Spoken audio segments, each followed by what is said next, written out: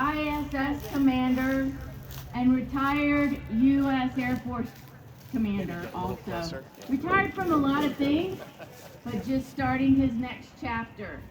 I hope you enjoy his support of your radical nature. Terry?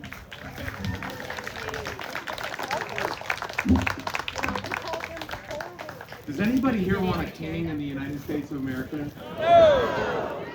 You can. Thank you, Nancy, and thank you for all the volunteers for setting this up today. Yeah, exactly. Let's keep up the good work of No Kings, and we need to win in November. Our country depends on it, and literally the fate of the world depends on it.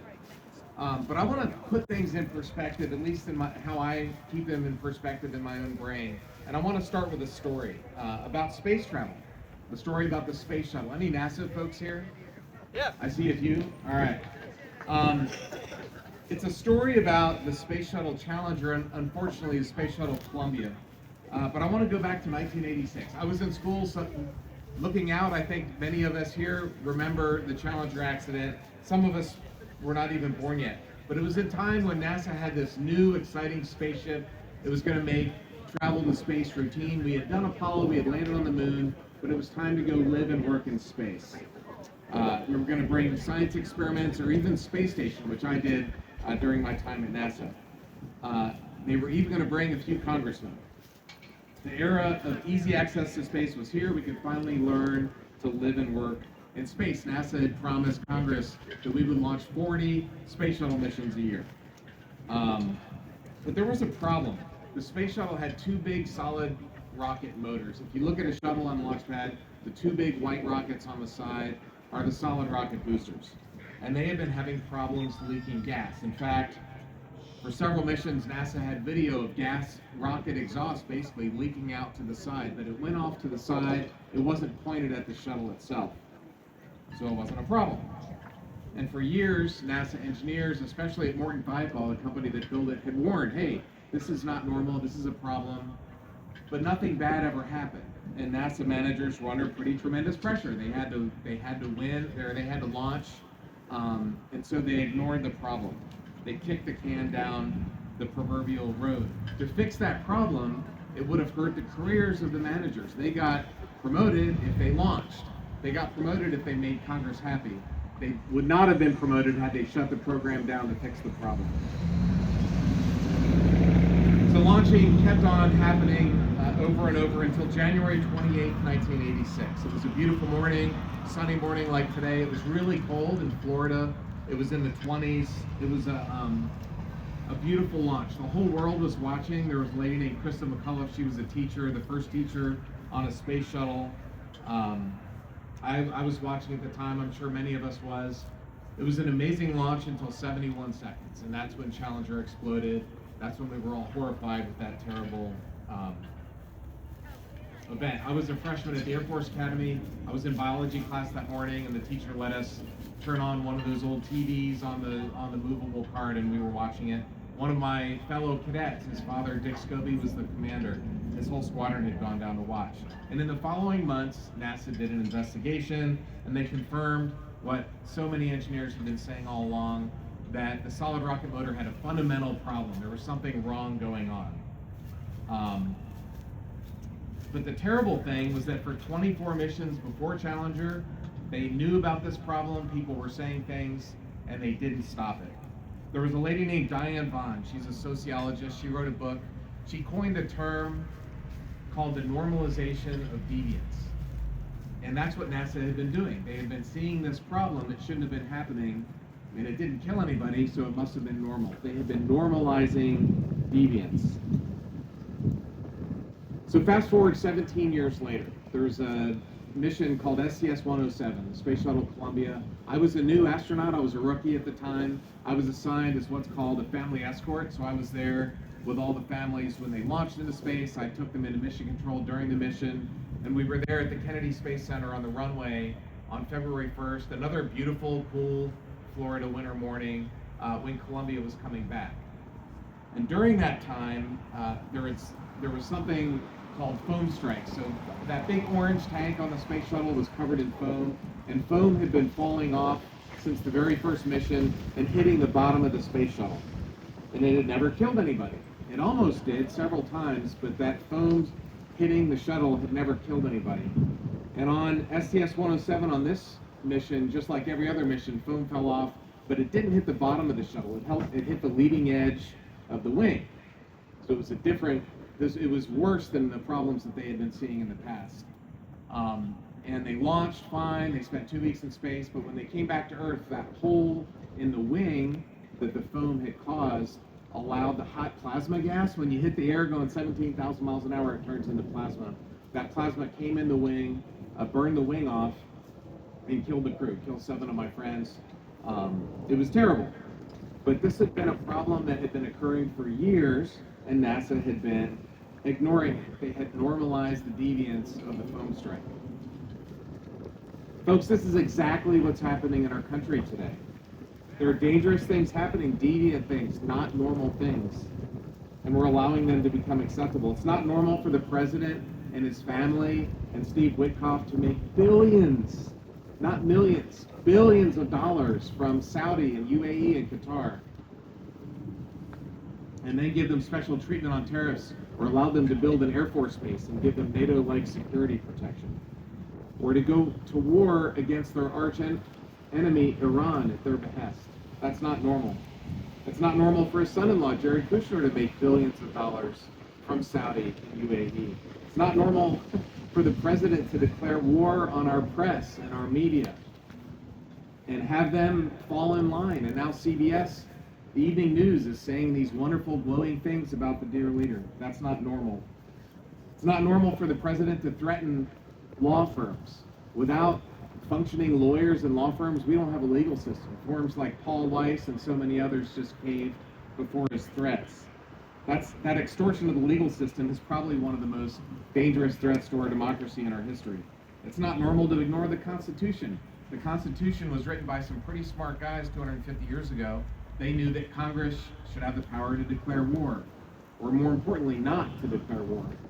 That Congress should have tariffs, that we should have this thing called warrants. Before the police can come into your home, they need a warrant. All of these things that I swore for 30 years in the Air Force to support and defend are now just being ignored on a normal basis. What we're seeing today, it seems like every day something happens that should require the 25th Amendment in normal times would have, and today it's just becoming normalized. It's not normal to go to war without a plan, or without objectives, or without allies. And to do everything that we're seeing every day during this war that we're having with Iran right now. It's not normal to have National Guard troops in American cities. And even worse, to have our secret police, ICE, terrorizing brown folks here in our own communities, killing American citizens and then lying about it. We all saw with our own eyes, and they have the gall to lie about it and pretend like we didn't see what we had seen. To take billions of dollars from billionaires in corrupt contributions and then give them the tax cuts of their dreams. Or to take hundreds of millions from Elon and then give him the keys to the United States government. The man runs an AI company. There's nothing more valuable than data. He just got all the data, all of our data of the US government. These things are not normal. They're the things that kings would do. And we say no kings. I could go on and on and on. These are unprecedented times, but I want to make the connection that we saw this at NASA. It killed 2 space shuttle crews. And on a much bigger scale, we're seeing this happen in our country. This is why we're all here today. But I'm going to say this very precisely and very carefully. We are flirting with losing our democracy. I'm allergic to hyperbole. I'm not an excitable guy. I'm like calm. You know, I'm probably not the guy you want as a politician because I'm not exciting. I'm going to say this very deliberately. We are flirting with losing our democracy.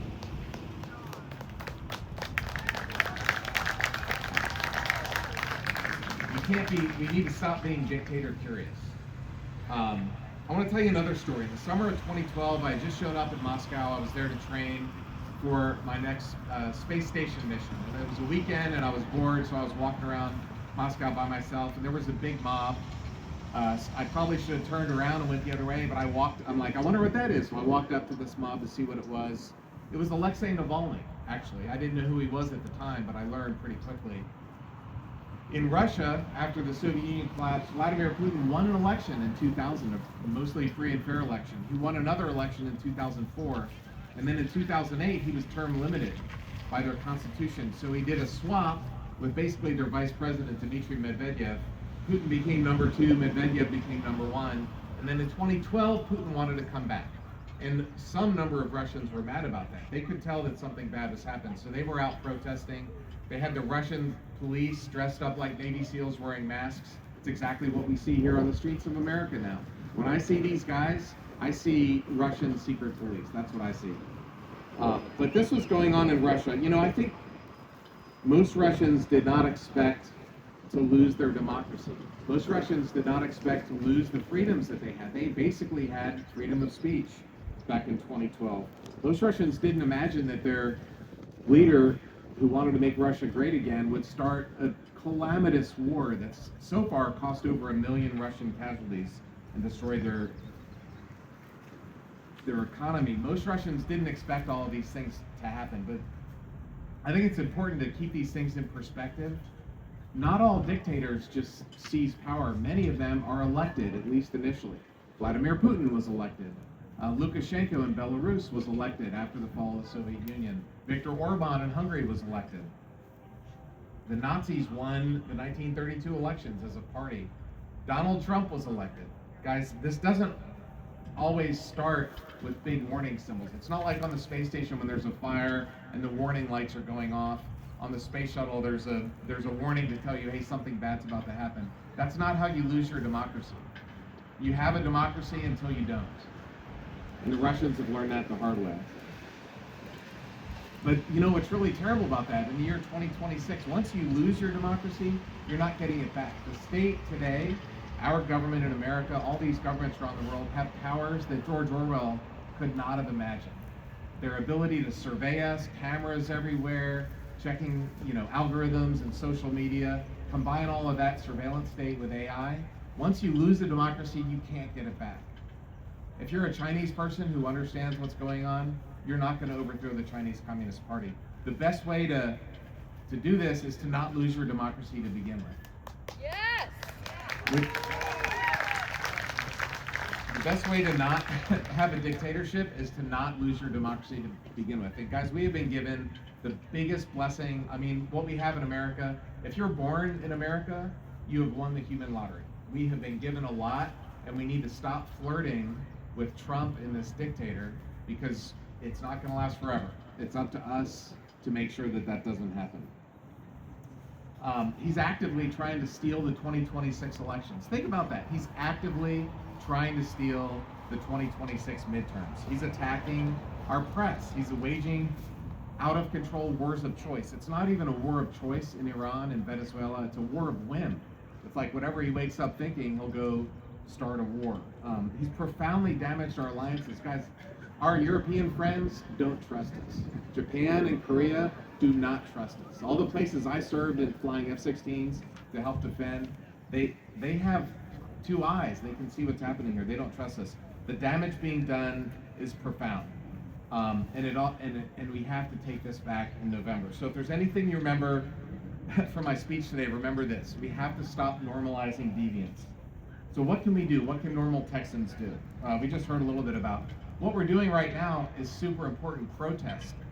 Congressmen and senators see what's happening. The protests that they did in Minnesota is what stopped ICE from terrorizing their communities.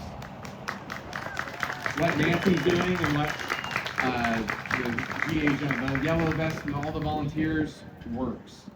For now, at least for now, in America, the power is still in the hands of the people. Call your congressman, post about it, don't be silent. Most importantly, and this is near and dear to my heart, find a politician that you trust. I don't know where Alex Maldonado went, he was just here. Leticia, raise your hand, Alex. Leticia Gutierrez, where are you? Leticia, raise your hand. Where's Leticia? Is she not here? She left. She's running for Congress in District 9. Find a politician that you trust. Find a politician that you know. Go volunteer for them. One of my volunteers is right here today. I can tell you, having run for office, volunteers are gold. Donate to them. Money is gold. The Republicans are outraising us roughly in these races 10-1. You're not going to win a race with money, but you also can't run a race without some minimum amount of money. Find a politician you trust, make phone calls, knock on doors. That is how we win these races. And most importantly, vote in November. Because listen to this, and I mean this. I'm not saying these. I'm being precise with my words. If we don't start winning elections, we're not going to have elections. If we don't start winning elections, we're not going to have elections. So there's a lot of doom and gloom, but there is a lot of hope. Just seeing this crowd today, I have a huge amount of hope. But I want to leave you with this thought. Are there any Lord of the Rings fans? All right. This is one of my favorite quotes. Frodo is complaining to Gandalf. He doesn't want to go on this mission. He's got to go on a quest to save the ring, and he's whining about it. He doesn't want to do it. Gandalf is the old wise man, and Frodo is like the hero of Lord of the Rings. So Frodo says, "I wish it need not have happened in my time." To which Gandalf replies, "So do I, and so do all who live to see such times. But that is not for them to decide. All we have to decide is what to do with the time given us." So that's my question for you. What will you do with the time given us? We're all here in 2026.